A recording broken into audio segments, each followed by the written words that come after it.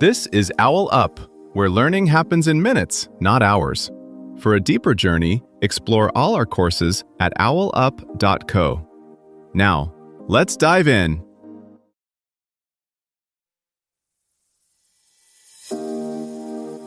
Welcome back to Chapter 2 of our series, Understanding Family Dynamics, Systems That Shape Us.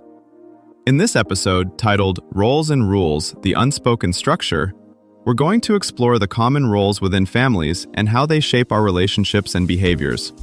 So, let's dive in. In almost every family, one person quietly becomes the strong one, and another, the problem. No meeting, no vote, it just happens. A teen's panic attacks, a parent's silence, a sibling's rebellion. Today, we're pulling back the curtain on who got cast in which role and why. A curious thing happens in most homes. Long before anyone can spell dynamics, the family starts running on unwritten rules. No one announces them, but everyone feels them. Maybe it sounds like, "Don't upset Dad," or "We don't burden Mom," or simply, "We just get on with it." Over time, those rules decide who speaks up, who swallows their feelings, who smooths things over at any cost. Research shows it's not just the rules themselves that matter, but how tightly they're held. When the script can never change, no matter who is struggling or how the family is evolving, stress doesn't just float in the air, it lands in bodies, arguments, and quiet resentments.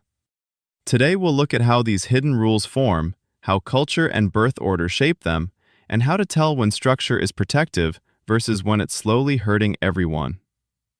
Some of the most powerful rules aren't sentences anyone says out loud, they're habits that settle in over years.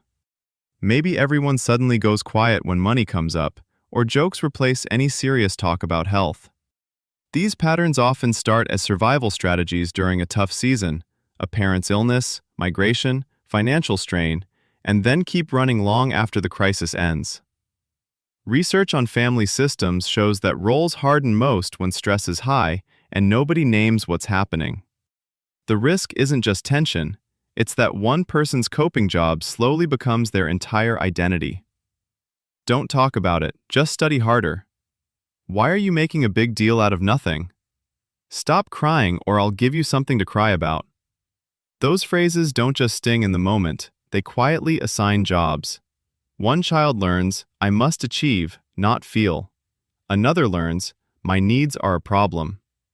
Over years, that becomes a pattern where certain emotions are simply not allowed to exist in the open. The 2019 study on adolescence and feeling talk isn't just about mood. It shows how a single family rule can funnel anxiety into one member's body through panic, insomnia, stomach pain, while everyone insists things are fine. Notice how this plays out under stress. A parent loses a job, or a grandparent moves in needing care. In a flexible home, responsibilities shuffle. A quieter sibling might step up with practical support. The usually tough parent might say, "I'm scared too." In a rigid one, everybody scrambles to keep their usual mask on. The caregiver keeps caregiving, the joker keeps joking, the rebel keeps rebelling, no matter how exhausted or miscast they feel. The system prioritizes predictability over truth. Sometimes the structure blurs instead of freezes. Think of a household where a child knows more about mom's marriage problems than dad does, or where a teenager is routinely asked to talk sense into a drinking parent. Loyalty lines get crossed. That enmeshed closeness can feel like intimacy. We tell each other everything. But research on eating disorders and psychosomatic illness suggests the price. A young person's body may carry the tension that no one is allowed to separate or say no. Culture can add another layer of pressure.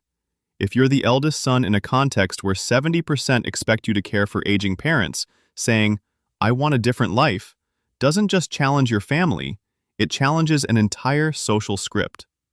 The question isn't whether such expectations are good or bad, but whether they're negotiable. Can they be talked about, adjusted, shared, or are they sacred, even when they're crushing you? Like a long-cooked stew, these arrangements absorb flavor from many ingredients: history, economics, migration, illness, religion. By adulthood, it can be hard to tell which truths about who you are were chosen and which were assigned. Think of a household where every Sunday runs like clockwork. One person always organizes the meal, another entertains relatives, someone else quietly cleans up in the background. No one asks, who wants which job this week? It's simply known. Now picture what happens when grandma moves in with dementia, or a parent's health suddenly changes. In some homes, there's a quick, almost wordless reshuffle. The usual host steps back. A teenager starts driving grandma to appointments. Another relative takes over finances. In others, everyone clings to the old setup, even as it clearly stops working. You can often spot this in small, ordinary moments. Who automatically answers when an unknown number rings? Who gets called first when there's a minor crisis? Whose mood silently dictates whether plans go ahead or get canceled? One subtle clue: notice who is allowed to have a bad day without consequences, and who seems to lose their place in the family whenever they struggle. Stress testing these patterns may soon be unavoidable. As more people live alone, co-parent across households, or rely on online support, who does what for whom can't just default to tradition. Digital traces, message logs, calendar edits, even who mutes group chats, quietly reveal whose needs bend first. Policies that assume a single caregiver or breadwinner start to misfit, like a coat that no longer closes as bodies and climates change. You don't have to blow up your life to test a different script. Start small, like moving a familiar piece of furniture and noticing what feels off. Swap a tiny duty with another person, or let a quieter voice choose the movie, the meal, the route home.